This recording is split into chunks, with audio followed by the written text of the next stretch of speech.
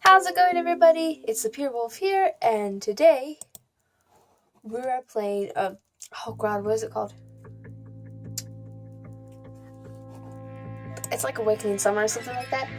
I was waiting for the title on the screen, but that was in a different language. Anyway, this is supposed to be a more romance-geared game, which I think it's kind of low-key perfect because it's, the start of lovey-dovey month, so hey, why not play a bit longer story-rich game? I'm also going to find some other love-related games. Like, I'm going to get Yandere Simulator, because that's love-related, I guess. Anyway, dear Pioneer, you're on the verge of a wondrous discovery. The doors of the most wonderful place in the world, our favorite, Camp Solvanok, have opened before you. You'll remember this season for the rest of your life. Welcome. This music's nice. Hopefully that warning wasn't too weird at the beginning. I was having that dream once again. That dream. Same thing every night.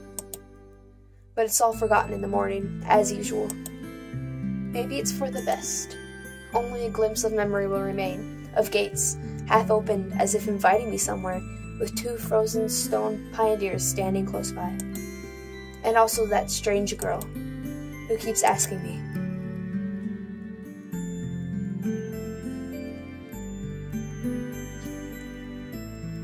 Will you come with me?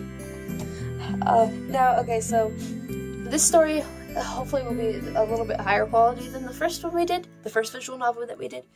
And I'm hoping it'll be more, the first one was obviously story-rich because visual novels have to be, but I'm hoping this one will be very interesting. I'm looking forward to it a lot.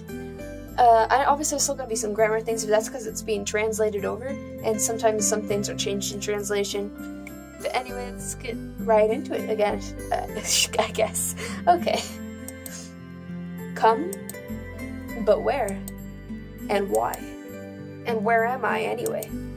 Of course, if it all happened in real life, I would certainly have been scared.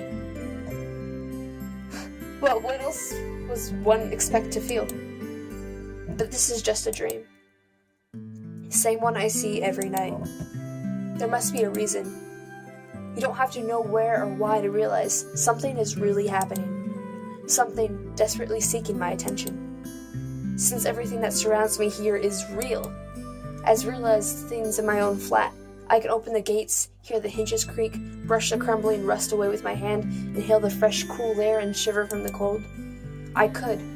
But to do that, I would need to pick myself up, take a step, move my hand. But this is a dream. I understand that. But what of it? What does my understanding change? Because here, it's just like the other side of the cracked screen of an old TV, which struggles to fight against static noise and strives to show its audience everything without missing a single detail. But the picture is getting blurry. I must be waking up soon. That's cool. Maybe I should ask her something? The girl. What's her name? About the stars, for instance. Why the stars, though? I'd rather ask about the gates. Yes, the gates. She would be so surprised. Or, better, why the dot over an I was called a tittle, but the dot over a J was called a subscript dot. Subscript dot. Nice letters. As if they don't exist anymore. Still, what do letters, gates, and stars have to do with this place? Because even if I'm having this dream every night, which will be forgotten soon anyway, I've got to look for answers here and now. And there, if you look carefully, you can see a Magellanic cloud. I don't know what that word is. Oh no. So if I ended up in the southern... As if I've ended up in the southern hemisphere, I simply can't read.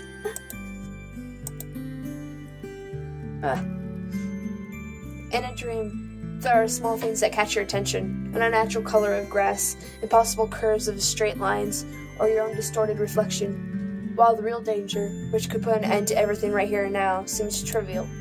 It's natural, since here you cannot die. I know it for sure. I've done it hundreds of times. But if you cannot die, is there a point in living? I should ask the girl. She's a local. She should know. Yes, exactly. I should ask her about the owl, for example. One strange bird it is. Though, it doesn't matter. Will you come with me? And every time I have to answer. It's the only way, otherwise the stream will never end, and I will never wake up.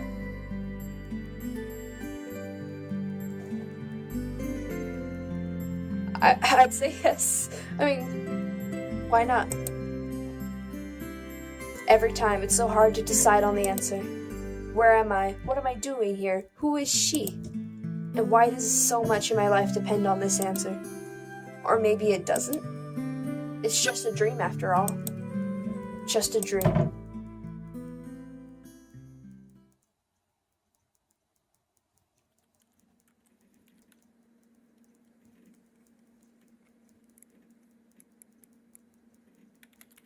Oh, it's a keyboard. It's a very nice keyboard. It's my favorite keyboard. Actually, no, the keyboard on my computer is my favorite keyboard. I'm probably going to keep this first episode short, by the way. Like, maybe around 10 minutes or so. Was that the girl from Lazy Town up there? I swear for a brief second I saw the girl from Lazy Town. It is. I swear that's the girl from Lazy Town. My computer screen stared at me as if it was alive.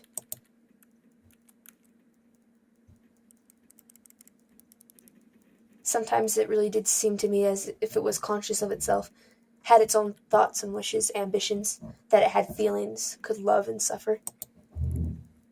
As if in our relationship, the screen wasn't an instrument. It was me who was a lifeless piece of plastic and text to light. There's some truth in that, probably because the computer provides 90% of my communication with the outside world.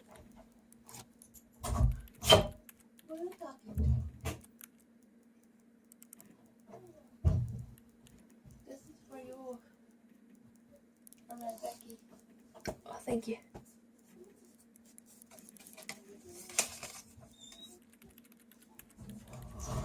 Anonymous image boards. Some chats from time to time, rarely ICQ or Jabber, forums even more rarely.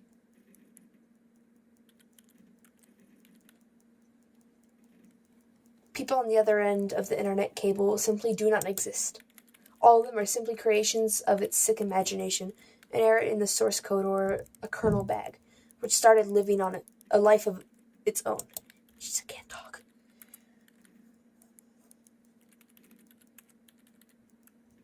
Is that a jester? It looks like the jester with the little hat. Oh.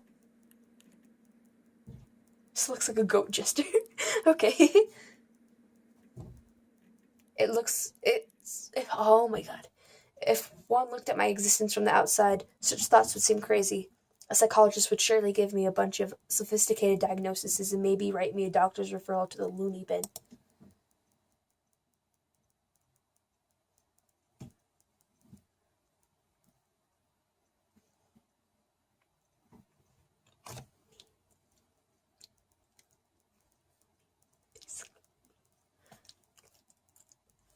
A small apartment with no signs of repair or any semblance of order in it, and always the same view out the window on the great megalopolis?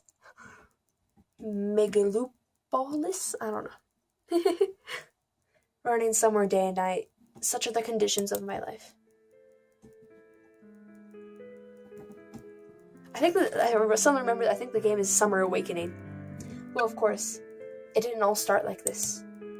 I was born, went to school and finished it, like all the others. I was accepted at a university where I spent a year and a half trailing behind and struggling.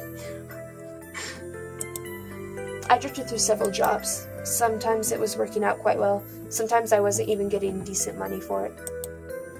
But it felt like it was not mine, as if taken from another man's biography.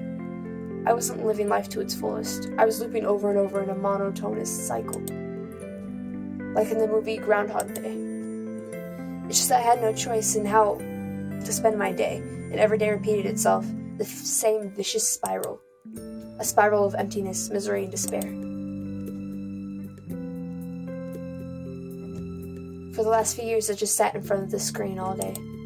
Sometimes there were menial jobs, sometimes my parents helped me. All in all, I was able to provide for myself. No wonder, really, since my needs are quite minor. I hardly ever leave my home, and my communication with other people almost exclusively consists of online correspondence with the anonymous who have no real name, no gender, no age. So, in brief, a quite typical life for a quite typical antisocial person of this time. I'm antisocial too, so it's okay. Is there one more? Kind of Donnie Darko on a minor scale, without doomsday-related visions. Maybe some highly respected author will write a novel about me, and it will become a contemporary classic of modern literature. Or I will write one myself. However, what's the point of fooling myself? I tried many times. I couldn't even come up with a simple short story. I tried to learn many other things as well. Not gifted enough to draw. Programming got boring. Foreign languages takes too much time. The only thing I loved doing was reading, but still, I never would have called myself a scholar. Perhaps I was an ace at watching anime and a grandmaster of lame internet jokes. If I were to get paid for it, I would probably be a happier person, and a richer person too, but I doubt it would fill the hole inside me. Oh, it's so pretty! Oh my god. Oh, that text is not pretty. I'm gonna go ahead and end the first episode here, though. This is gonna be interesting. I don't know, I already like the main character a lot more than I did the main character of Trick and Treat. That main character sucked. Anyway, so yeah, I hope you enjoyed. Sorry about the little interruption there. My mom came in to give me something, so... Ironically, this guy's talking about how much he loved to read, and it was a gift card to a bookstore that my mom gave me. Anyway, I'm just gonna go ahead and end it here before things get weird. I hope you all have a good day. I hope you guys are having more fun than this guy. And I guess I'll see you guys in whatever video I post next. Yeah, so bye guys.